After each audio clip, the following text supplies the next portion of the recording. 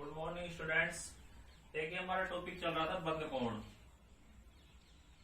बंद कोण, बंद कोण होता क्या है मैंने आपको बता दिया था। किसी अणु में उपस्थित तीन या इससे अधिक, किसी अणु या यौगिक में उपस्थित तीन या इनसे अधिक परमाणु उपस्थित हों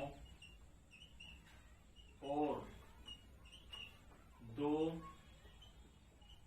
निकटतम बंधों के मध्य स्थित कोण को बंद कोण कहा जाता है। बंद कोण कहा जाता है। किसी अणु या यौगिक में उपस्थित तीन या इससे अधिक परमाणु उपस्थित हों और दो निकटतम बंधों के मध्य स्थित कोण को बंद कोण कहा जाता है। बंद कोण को डिग्री में व्यक्त किया जाता है। डिग्री में व्यक्त किया जाता है। स्पेक्ट्रोमीटर की सहायता से ज्ञात करते हैं।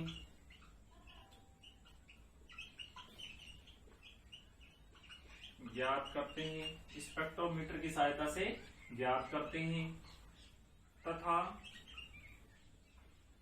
ये संकरित अवस्था पर आधारित होता है। संकरित अवस्था पर आधारित होता है। ये अणु या आयन की आकृति का निर्धारण करता है।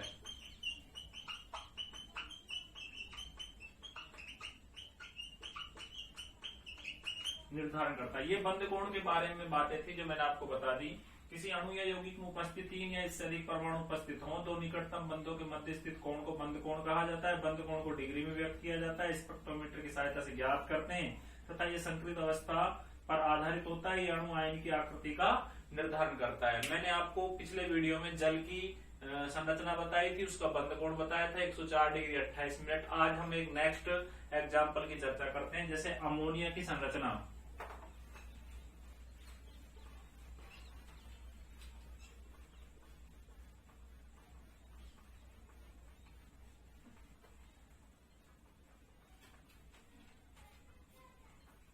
जैसे अमोनिया की संरचना,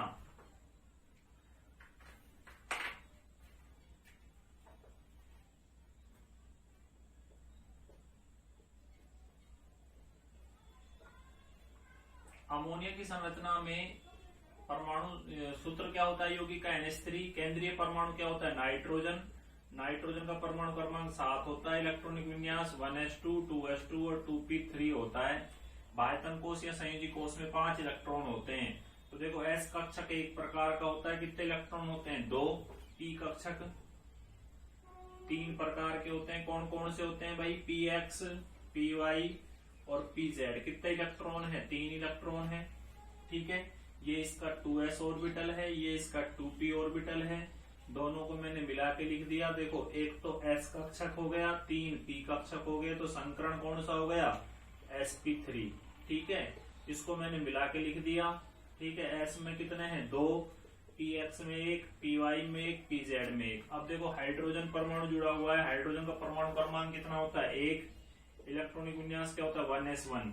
तो देखो एक इलेक्ट्रॉन नाइट्रोजन का, एक इलेक्ट्रॉन हाइड्रोजन, कैसा बंध बन गया सिग्मा। एक इलेक्ट्रॉन नाइट्रोजन का, एक इलेक्ट्रॉन हाइड्रोजन का, कैसा बंध बन गया सिग्मा। सिग्मा बंध को क्या कहते हैं सहसंयोजक बंध। किसे कहा जाता है जब दो परमाणुओं के अयुग्मित इलेक्ट्रॉन साझा करते हैं तो निर्मित होने वाला बंध कैसा होता है सहसंयोजक बंध। इसी प्रकार ये तीसरा हाइड्रोजन परमाणु बच गया। ये जो 2 इलेक्ट्रॉन बच गए ये लोन पेयर के रूप में बच गए, जिनको एकाकी इलेक्ट्रॉन युग्म कहा जाता है। एकाकी इलेक्ट्रॉन युग्म कहा जाता है। अब देखो सेंटर में क्या रख दिया मैंने नाइट्रोजन परमाणु। नाइट्रोजन के साथ कितना हाइड्रोजन परमाणु जुड़ रहे हैं भाई 3 हाइड्रोजन परमाणु जुड़ रहे हैं, ये सिग्मा। और नाइट्रोजन पर क्या पाया जाता है, लोन पेयर, एकाकी इलेक्ट्रॉन युग्म। तो देखो अब यहाँ के बीच का जो बंध कोण होगा, दो परमाणुओं के बीच स्थित कोण को क्या कहेंगे, बंध कोण। ये पाया जाता है 107 डिग्री 28 मिनट। जबकि संकरण sp3 है और sp3 संकरण होने के कारण बंध कोण 109 डिग्री 28 मिनट होना चाहिए था। कितना होना चाहिए था, 109 डिग्री 28 मिनट। लेकिन पाया कितना जाता है, 107 डिग्री 28 मिनट। क्यों पाया जाता है, क्योंकि जो ये सिग्मा बंध के इलेक्ट्रॉन है ये कहलाते हैं साजित इलेक्ट्रॉन युग्म, और ये कहलाते हैं लोन पेयर के इलेक्ट्रॉन युग्म या एकाकी इलेक्ट्रॉन युग्म। इन दोनों के बीच में क्या होता है, प्रतिकर्षण होता है, और प्रतिकर्षण के कारण क्या होता है, बंध कोण का मान घट जाता है। बंध कोण का मान घट जाता है, और बंध कोण का मान जब घट जाता है तो उस स्थिति में बॉन्ड एंगल 109 डिग्री 28 मिनट से घटकर कितना रह जाता है, 107 डिग्री 28 मिनट। तो आपसे कोई पूछे अमोनिया में बंध कोण कितना होता है, 107 डिग्री 28 मिनट होता है। जल में कितना होता है, 104 डिग्री 28 मिनट होता है। दोनों का संकरण कौन सा होता है, sp3 संकरण होता है। ठीक है, तो बंध कोण के बारे में मैंने आपको बता दिया। अब बंध कोण किस पर निर्भर करते हैं, संकरण पर। तो मैं कुछ संकरण लिखूंगा, उनकी संरचनाएं और उनके बंध कोण लिखूंगा आपके सामने।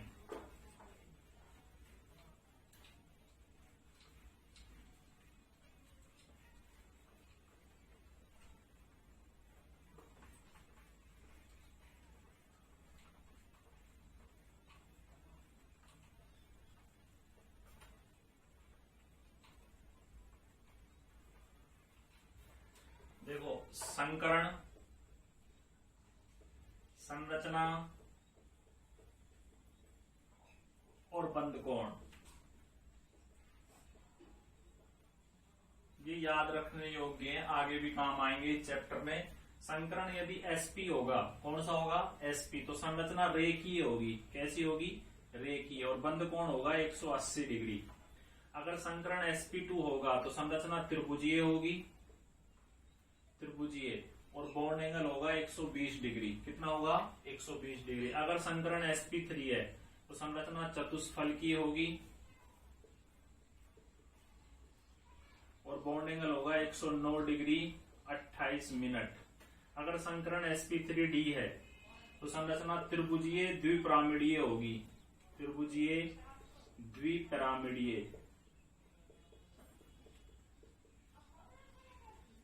द्विपिरामिडीय। जो बॉन्ड एंगल होगा वो होगा 90 डिग्री। कितना होगा, 90 डिग्री। और संकरण यदि sp3d2 होगा तो संरचना अष्टफलकीय होगी। कैसी होगी, अष्टफलकीय, और बॉन्ड एंगल 90 डिग्री और 72 डिग्री होगा। और यदि संकरण sp3d2 होगा तो संरचना पंचभुजीय द्विपिरामिडीय होगी और बॉन्ड एंगल 72 डिग्री होगा। ठीक है, तो देखो ये संकरण है, इन संकरणों के संरचनाएं हैं और इस संरचनाओं के बंध कोण है। sp संकरण होगा तो संरचना रेखीय होगी, बॉन्ड एंगल 180 डिग्री होगा। sp2 होगा तो संरचना त्रिभुजीय होगी, बॉन्ड एंगल 120 डिग्री होगा। sp3 होगा तो संरचना चतुष्फलकीय होगी, बंध कोण 109 डिग्री 28 मिनट होगा। sp3d होगा तो संरचना त्रिभुजीय द्विपिरामिडीय होगी, बॉन्ड एंगल 90 डिग्री होगा। और sp3d2 हो गया तो संरचना अष्टफलकीय होगी, बॉन्ड एंगल 90 डिग्री और 72 डिग्री होगा। और sp3d2 हो गया तो पंचभुजीय द्विपिरामिडीय, बॉन्ड एंगल कितना होगा, 72 डिग्री पाया जाता है। तो ये संरचनाएं हैं, ये संकरण है और ये बंध कोण पाए जाते हैं। तो जल का बंध कोण कितना होता है, 104 डिग्री 28 मिनट। अमोनिया का बंध कोण कितना होता है, 160 डिग्री 28 मिनट। दोनों में संकरण कौन सा होता है, sp3 संकरण पाया जाता है। ठीक है, तो यहाँ तक आपको मुझे उम्मीद है कि समझ में आ गया होगा। आगे हम बात करते हैं आबंध कोटि की।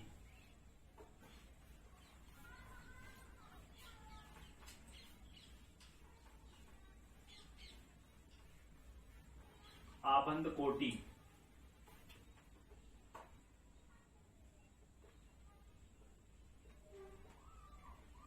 आबंध कोटि क्या होती है, किसी अणु या यौगिक में निर्मित परमाणुओं के बीच परमाणुओं के बीच बनने वाले बंधों की संख्या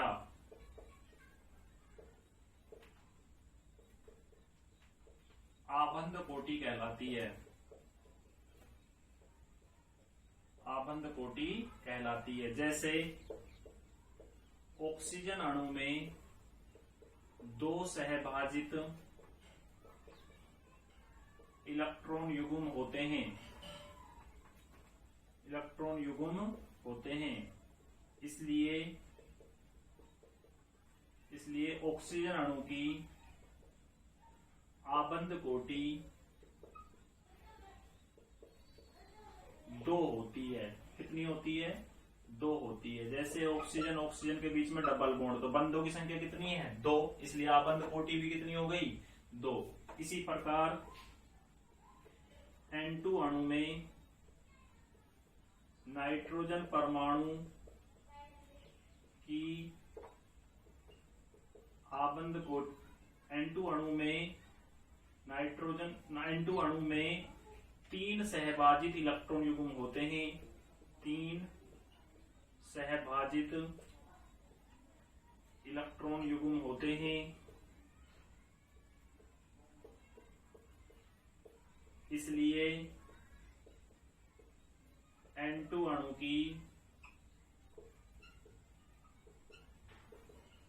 आबंध कोटि 3 होती है। कितनी होती है? 3। देखो नाइट्रोजन के बीच में क्या पाया जाता है? ट्रिपल बॉन्ड, इसलिए आबंध कोटि कितनी होती है? 3 होती है। ठीक है। इसी प्रकार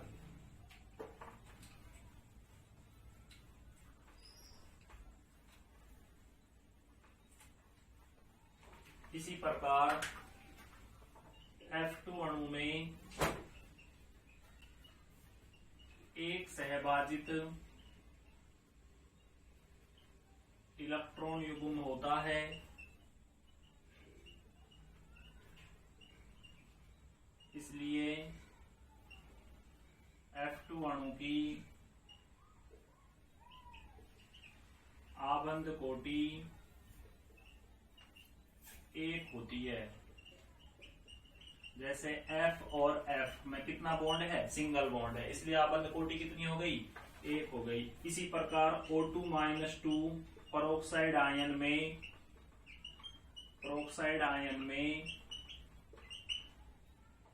एक सहभाजित इलेक्ट्रॉन युग्म होता है। एक सहभाजित इलेक्ट्रॉन युग्म होता है, इसलिए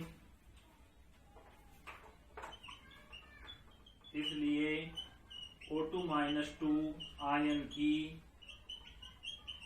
आबंध कोटि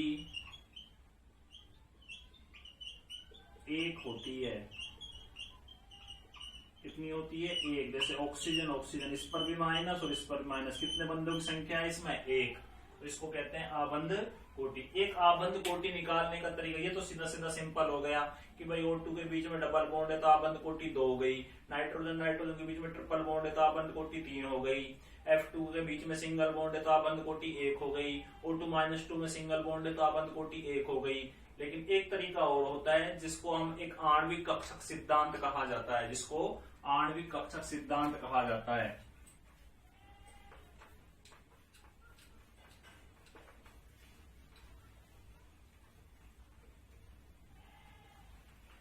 जैसे मैं एक एग्जांपल देता हूं आपको, सिंपल सा एग्जांपल देता हूं आणविक कक्षक सिद्धांत से। आणविक कक्षक सिद्धांत, जिसको इंग्लिश में MOT कहते हैं, मॉलिक्यूलर ऑर्बिटल थ्योरी। आणविक कक्षक सिद्धांत से हम आबंध कोटि का निर्धारण करते हैं। आबंध कोटि का निर्धारण करते हैं। जैसे हाइड्रोजन और हाइड्रोजन अणु है, इसके बीच में कैसा बॉन्ड है? सिंगल। कैसा बॉन्ड है? सिंगल। तो आबंध कोटि कितनी होनी चाहिए? 1 होनी चाहिए। कितनी होनी चाहिए? एक होनी चाहिए, और वास्तव में एक ही निकल कर आती है किससे? आणविक कक्षक सिद्धांत से। आणविक कक्षक ये कहता है जितने परमाणु कक्षक आपस में अतिव्यापन करते हैं उतने ही आणविक कक्षकों का निर्माण होता है। दोबारा से सुन लो, जितने परमाणु कक्षक आपस में अपनी ऊर्जा का अतिव्यापन करते हैं उतने ही नए संकरित कक्षकों का निर्माण होता है या नए आणविक कक्षकों का निर्माण होता है। तो देखो, हाइड्रोजन के पास परमाणु क्रमांक कितना होता है? 1s1। दूसरे वाले हाइड्रोजन का भी परमाणु क्रमांक कितना होगा? 1s1। दो हाइड्रोजन परमाणु हैं, दोनों का क्या होगा? 1s1। इसका भी क्या होगा? 1s1। ठीक है, तो यहाँ पर देखो, ये पहले वाले हाइड्रोजन परमाणु का 1s कक्षक, ये दूसरे वाले हाइड्रोजन परमाणु का 1s कक्षक। जब दोनों परमाणु कक्षक आपस में अतिव्यापन करते हैं तो उतने ही अपने समान नए आणविक कक्षकों का निर्माण करते हैं। तो ये एक इसके द्वारा बन गया और ये इसके द्वारा बन गया। ठीक है, इसके द्वारा ये बन गया, इसके द्वारा ये बन गया, दोनों में आपस में क्या हो गया? साझा। ऐसे जितने परमाणु कक्षक आपस में अतिव्यापन करते हैं उतने ही आणविक कक्षकों का निर्माण होता है। देखो, यहाँ पर भी एक इलेक्ट्रॉन है और यहाँ पर भी एक इलेक्ट्रॉन है। इसको तो कहते हैं बंधी आणविक कक्षक। क्या कहते हैं? बंधी आणविक कक्षक। और इसको कहते हैं विपरीत बंधी आणविक कक्षक।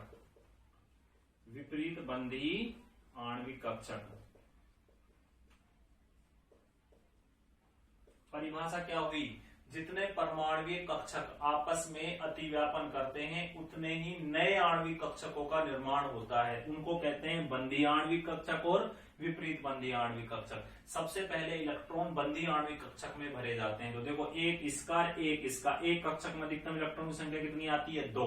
कितनी आती है? 2। अब हम बात करेंगे इसके बंध क्रम की। बंध क्रम निकलता है Nb-Na/2। Nb का मतलब है बंधित परमाणुओं में इलेक्ट्रॉनों की संख्या। Nb का मतलब क्या है? बंधित परमाणुओं में इलेक्ट्रॉनों की, बंधित परमाणु कक्षकों में इलेक्ट्रॉनों की संख्या। और Na का मतलब है विपरीत बंधी परमाणुओं में इलेक्ट्रॉनों की संख्या। तो बंधित परमाणुओं में इलेक्ट्रॉन की संख्या कितनी है? 2। और विपरीत बंधी में कितनी है? 0/2। यानी कि 2/2 बराबर कितना आएगा? 1। तो बताओ बंध कोटि कितनी आई? 1 आई। दोबारा से समझ लो, हाइड्रोजन अणु है, 2 हाइड्रोजन परमाणु है। हाइड्रोजन का परमाणु क्रमांक 1s1, दूसरे वाले हाइड्रोजन परमाणु का भी 1s1। देखो, ये पहले वाले हाइड्रोजन परमाणु का, ये दूसरे वाले हाइड्रोजन परमाणु का 1s कक्षक। दोनों परमाणु कक्षकों ने क्या किया? अतिव्यापन, नए आणविक कक्षक निर्माण हुए। एक का नाम तो दिया बंधी आणविक कक्षक, दूसरे का नाम क्या दिया? विपरीत बंधी आणविक कक्षक। सबसे पहले इलेक्ट्रॉन किस में भरे जाते हैं? बंधी आणविक कक्षक में। और एक कक्षक में अधिकतम इलेक्ट्रॉन की संख्या कितनी होती है? 2। तो देखो, एक बंधी का है, एक हाइड्रोजन इसका चला गया, एक हाइड्रोजन का इसका चला गया, तो दोनों इलेक्ट्रॉन इसमें आ गए। विपरीत बंधी में कितना हो गया? 0। अब इसका बंध क्रम कैसे निकाला जाता है या बंध कोटि कैसे निकाली जाती है? Nb-Na/2। तो देखो, बंधित परमाणुओं में कक्षकों में इलेक्ट्रॉन संख्या कितनी थी? 2। विपरीत बंधी में कितनी है? 0। 2/2 करोगे तो कितना मान आएगा? 1। तो बंध कोटि का मान कितना आ गया? 1 आ गया। ठीक है, तो इस प्रकार से आणविक कक्षक सिद्धांत द्वारा भी बंध कोटि का क्या होता है? निर्धारण होता है। आगे हम इसी में 1-2 एग्जाम्पल और आपको बंध कोटि का निकलवा के दिखाऊंगा, मैं आपको निकालूंगा और आप और अच्छी तरह से आपको क्लियर हो जाएगा। ठीक है, आज के लिए इस वीडियो में इतना ही। आगे हम नेक्स्ट वीडियो में चर्चा करेंगे। धन्यवाद।